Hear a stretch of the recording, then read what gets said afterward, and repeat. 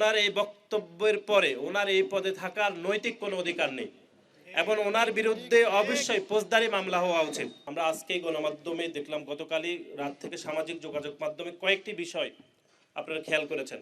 একটি দেখবেন, ঢাকা বিশ্ববিদ্যালয়ে রাজাকারদের গিনেস্তম্ভ যেটি হচ্ছে অস্থায়ীভাবে তৈরি করা হয়েছে, আপনারা খেয়াল করেছেন। সেখানে বিশ্ববিদ্যালয় প্রশাসন এবং শিবিরের বিভিন্ন নেতৃবৃন্দ সেটি বাধা দিয়েছে, এটি একটি ঘটনা।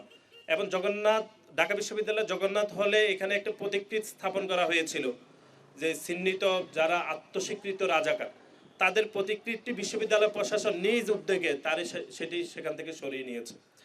এটি এই জুলাই গণঅভ্যুত্থান পরবর্তী সময়ে আপনারা খেয়াল করে দেখবেন যে বুদ্ধিজীবী দিবস পালন, বিজয় দিবস পালনের যে আবহ থাকে সেটি কিন্তু বাংলাদেশের বেশিরভাগ শিক্ষা প্রতিষ্ঠানে এটি অনুপস্থিত রয়েছে। এবং আমি নিশ্চিতভাবে সেটি শাহজালাল বিজ্ঞান প্রযুক্তি বিশ্ববিদ্যালয় স্বতঃস্ফূর্তভাবে আপনার বুদ্ধিজীবী দিবস পালন হয়নি এবং আগামীকাল যেটি আমাদের মহান বিজয় দিবস সেটিও পালন করতে বিশ্ববিদ্যালয় প্রশাসনের যে স্বতঃস্ফূর্ত প্রয়াস সেটি কিন্তু আমরা এখানে লক্ষ্য করছি না। এটি ঢাকা বিশ্ববিদ্যালয়ে আমরা দেখছি না, যেটি আমি গণমাধ্যমে বলেছি। এর বাইরে আপনি দেখেছেন চট্টগ্রাম বিশ্ববিদ্যালয়ের একজন উপাচার্য শিক্ষা শামীম স্যার, উনি গতকাল গণমাধ্যমে যে বক্তব্য দিয়েছেন, এই বক্তব্যের পরিপ্রেক্ষিতে বাংলাদেশ জাতীয়তাবাদী ছাত্রদল চট্টগ্রাম বিশ্ববিদ্যালয়ে গতকালই সেখানে মিছিল করেছে। আমরা মনে করি ওনার এই বক্তব্যের পরে ওনার এই পদে থাকার নৈতিক কোনো অধিকার নেই এবং ওনার বিরুদ্ধে অবশ্যই ফৌজদারি মামলা হওয়া উচিত। আপনারা দেখেছেন 1971 সালে 16ই ডিসেম্বরের ঠিক পূর্বে নিশ্চিত পরাজয় জেনেই পাকিস্তান হানাদার বাহিনী এই দেশীয় রাজাকার আলবদর আল শামদের প্রত্যক্ষ সহযোগিতায় ঢাকা বিশ্ববিদ্যালয়, রাজশাহী বিশ্ববিদ্যালয় সহ অনেক বিশ্ববিদ্যালয়ের শিক্ষক, সাংবাদিক, বুদ্ধিজীবীদেরকে তারা হত্যা করেছেন।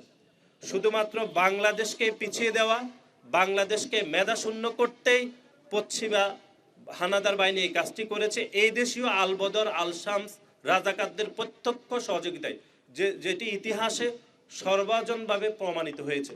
কিন্তু আপনারা দেখেছেন যে গত কয়েকদিনের আলাপ আলোচনাতে দেখবেন এই বিষয়টিকে ভুলিয়ে দেওয়া হচ্ছে। এবং চট্টগ্রাম বিশ্ববিদ্যালয়ের মতো এরকম একটি সুনামধন্য বিশ্ববিদ্যালয়ের একজন উপাচার্য কিভাবে এরকম বক্তব্য দিয়ে থাকেন। আমরা শুনেছি উনি অতীতে ছাত্র শিবিরের রাজনীতি করেছেন, জামাত ইসলামের তিনি চট্টগ্রাম বিশ্ববিদ্যালয়ের দায়িত্ব রয়েছেন এখনো। এটি উনি বলবেন, এটি স্বাভাবিক, কারণ জামাত ইসলাম ছাত্র শিবির কখনো স্বাধীনতাকে স্পিরিটকে তারা ধারণ করে নাই, তারা মুক্তিযুদ্ধের ঘোর বিরোধী ছিল। সুতরাং তারা যে বক্তব্য দিয়েছেন চট্টগ্রাম বিশ্ববিদ্যালয় মাননীয় উপাচার্য, এটি খুবই স্বাভাবিক, কারণ তিনি এটি ধারণ করেন, জামাত ইসলামও সেটি ধারণ করেন। এবং সারা দেশের শিক্ষা প্রতিষ্ঠানগুলোতে আপনি দেখবেন বুদ্ধিজীবী দিবস, বিজয় দিবসের যে আমাদের যে 5 দশকে যে দিবসগুলোকে যে যথাযথ মর্যাদায় পালন করা হতো সেটি কিন্তু এই বছর পালন করা হচ্ছে না। এর একটি কারণ যে প্রতিটি বিশ্ববিদ্যালয়ে এখনকার অন্তর্বর্তীকালীন সরকার যাদেরকে বিশ্ববিদ্যালয় প্রশাসনের উপাচার্য বা উপ উপাচার্য অথবা রেজিস্ট্রার নিয়োগ দিয়েছেন, তারা একটি রাজনৈতিক দল বা আরো সহজ করে বলে জামাত ইসলামের ম্যান্ডেটকে তারা গ্রহণ করে শুধুমাত্র সেই ম্যান্ডেট অনুসারে তারা বিশ্ববিদ্যালয়কে পরিচালনা করছে।